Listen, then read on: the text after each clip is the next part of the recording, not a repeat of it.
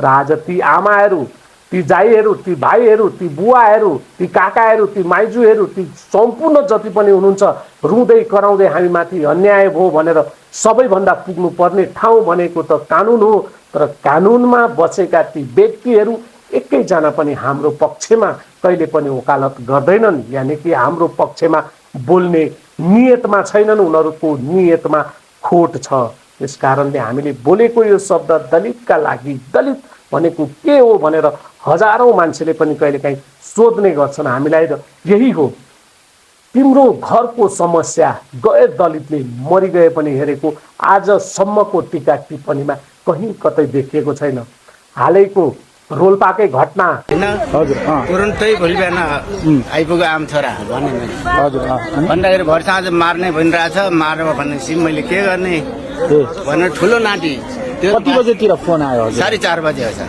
ए साँझ साँझको त्यहाँदेखि उसले ठुलो नाटी छ त्यसले मार्नु दिन्न, त्यो ठुलो छोरा छ भन्ने कुरो मैले गरेँ। बिहानै आऊ आम छोरा यहाँ जो गरेँ नि गरौँ न भने त्यो भन्दाखेरि यी हो ठुलो नाटी। त्यो भन्दाखेरि लौ बाबा आमासित कुरा गर भन्नु, यसले मैले दियो दिँदाखेरि के भयो डल्लै भने मैले के भएर मार्ने हान्छ, छातीमा लाठी हान्नु, मुखमा हान्नु, बोल्न पनि सक्दैन भन्ने कुरो गऱ्यो। भोलि बिहान आएछ, तुरुन्तै भोलि बिहान आएछ आम छोरा आऊ भने मैले 2 घण्टा अगाडि आमा मलाई त रातभरि कुट्ने पिट्ने, सायद म त बोल्न पनि सकेको छुइनँ, छातीमा एकदमै भारी भएर बोलेको छु, म यहाँ नसक्ने भएँ, म नसहने भएँ, मलाई दिनरात कुटेर मसँग सास, अन्तिम सास मात्रै बाँकी छ भनेर आधा घण्टा अगाडि गरेको फोन, आधा घण्टा पछाडि रुँदै कराउँदै बालबच्चाहरूले आमालाई कुटेर बाउले मारिसक्यो भन्ने यी यस्ता कुराहरू प्रष्टसँगले दुनियाँका सामुने आइपुग्दा पनि ती जो मार्ने दोषीलाई लगेर कानुनको कठघेरामा लगेर दोषीमाथि जाहेरी दिँदा पनि जाहेरी बुझ्न नमानेको यी यस्ता घटना पनि हामी समक्ष आइपुग्छन्। क्लियर कुरा के बुझिदिनुहोस् भनेपछि घटना हुने घटना घटेको हो, जे कारणले घट्यो प्रहरीको काम हो छानबिन। सो मृत्यु होइन, टर्चरबाट मृत्यु भएको हो, टर्चरबाट मृत्यु भयो या मार्यो या के गर्यो, दुईटा बच्चाको बयान अनुसार उनको कुरा हो होइन। तर प्रहरीले हाम्रो मुद्दा नलिदिनु कारण के हो त? अब मुद्दा फिर्ता गरिदिनु कारण के हो? यति कुरा हामीलाई चाहियो। अब अर्को कुरा के छ भनेपछि लास उठाउनु सती गरोस् भने नि जबसम्म मुद्दा दर्ता हुन तबसम्म लास उठ्दैन, यो कुरा क्लियर बुझ्नु पर्यो प्रहरीले पनि। तपाईहरू भन्नुहुन्छ उपलब्धि के? उपलब्धि यही हो, कानुन नियम, कानुन नीतिमाथि विश्वास छैन। किनकि यहाँ सबैभन्दा पहिले दलितको कुनै पनि घटना, परिघटना, दुर्घटना आदि इत्यादि हुन्छ, ढाक्न छोप्न र यिनीहरू केही पनि होइन, यिनीहरूको मुद्दालाई माथि त उठाउनै हुँदैन भन्ने किसिमको जुन कानुनमै बसेर यो नियत र यो सोच भएका व्यक्तिहरूले जसले चाहिँ यो कानुन निर्माण र यो कानुनलाई चलाइरहेका छ, यी व्यक्तिहरूको सोच दिमाग यी सबै यस्तै भएको कारणले हामी आज आउनु परेको हो। तर याद राख्नुहोस्, हामी तपाईहरू सम्पूर्णलाई भन्न चाहन्छु, देश विदेश कुना कन्तरा जहाँ सुकै रहनु भएको छ, तपाईहरू सम्पूर्ण निर्धक्क भएर हामीसँग सम्पर्क भएर हामी समक्ष आउनुहोस्। यदि तपाईँ पीडित हुनुहुन्छ, तपाईँ अन्यायमै परेको साँच्चैकै तपाईँ पीडित हुनुहुन्छ भने तपाईँको लागि हामी बोलिदिनेछौँ र हामी कहाँ गएर कसरी कुन कानुन अन्तर्गत बोल्नुपर्छ त्यो पनि हामीलाई राम्रोसँग थाहा छ र हामी बोलिदिनेछौँ। र कुनै पनि घटना, दुर्घटना आदि इत्यादि अन्यायमा, हेपाइमा, चेपाइमा परेको तपाईँहरू जति पनि हुनुहुन्छ, हामी अब कानुनको किताब बोकेर हिँड्छौँ। कानुनको किताबभित्र प्रष्टसँग लेखिएको छ, कानुनको धारा, उपधारा, दफा सब जति पनि छ, कानुनको हामी धारा पल्टाइ देखाउँछौँ। यो अपराधीले यति अपराध गरेको रहेछ, यसलाई सजाय गर भनेर हामी जान्छौँ, हामी कानुनको धारा लिएर जान्छौँ। त्यस्तै कुरा भएर यदि मानेनन् भने धाराको पाइप पनि बोकेर हामी जान तयार छौँ भन्ने कुरा पनि तपाईँहरूलाई म जानकारी दिन चाहन्छु।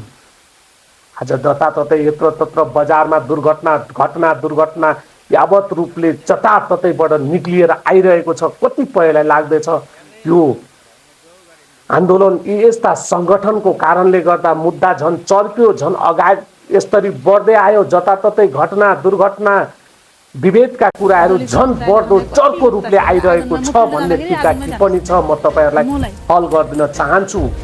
यो घटना दुर्घटना बढेको होइन, धेरै रूपमा घटेको।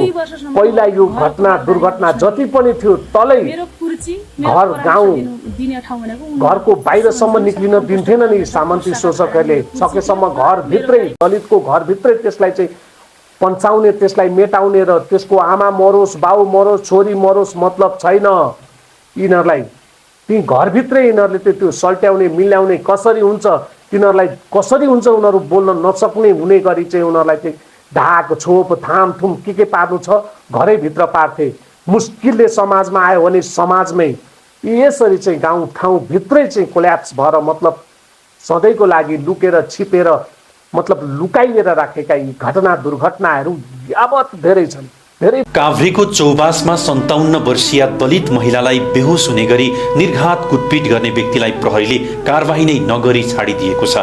57 वर्षीय मसली सार्कीलाई चिया पसलमा जाँदा पानी छ्यापिदिएपछि विवाद हुँदा विजय तामाङले लात्ती प्रहार गरी बेहोस हुने गरी कुटपिट गरेका थिए। तामाङको कुटपिटबाट घाइते भएकी मसलीको देब्रेपट्टिको खुट्टाको हड्डी फुटेको छ भने अहिले उनको धुलीखेल अस्पतालमा उपचार भइरहेको छ। तर कुटपिट गर्ने विजय तामाङलाई प्रहरीले कारबाही नगरी सामान्य कागज गराएर छाडिदिएपछि पीडितले अन्याय भएको महसुस गरेका छन्। भन्दा धेरै र अहिले आइरहेको जुन तपाईहरुलाई लाग्छ नि बजारमा यत्र तत्र आयो भनेर, यो घटेको होइन। यो भइरहेका घटना, यी यस्ता धेरै घटनाहरू छन् लुकेर छिपेर बसेका। अहिले बोल्न सक्ने, थाहा पाउने आदि इत्यादि सम्पूर्ण दलित समुदायहरू अलिकति जागरुक बनेर आउनुभयो।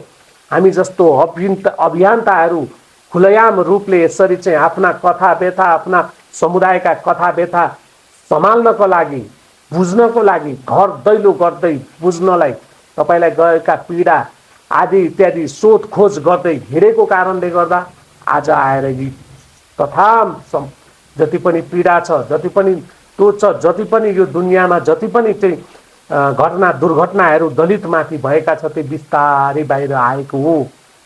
र यस्ता घटनाहरू अब सबैतिरबाट आउनुपर्छ, थाहा पाउनुपर्छ। यो समाजमा आज पनि दलित समुदाय कसरी बाँच्नु परेको छ भनेर यो विश्वले थाहा पाउनुपर्छ। धेरै समुदायहरू बोल्नै नसकेर, बोल्दै नबोलेको कारणले काहीँ केही पनि छैन, एकदम ठिक छ, शान्त छ, पहिलेको जस्तो छैन भनेर यी बोल्नेहरूले यिनीहरूलाई दुनियाँको सामुने देखाउनुपर्छ। यी पापी, यी ढोंगीहरूले आजको दिनमा पनि कसरी हेपेर चेपेर दलदलमा न्याकेर च्यापेर कसरी राखेका छन् भन्ने कुरा चाहिँ हामीले सम्पूर्ण विश्व बजारमा अब लिएर जानुपर्छ।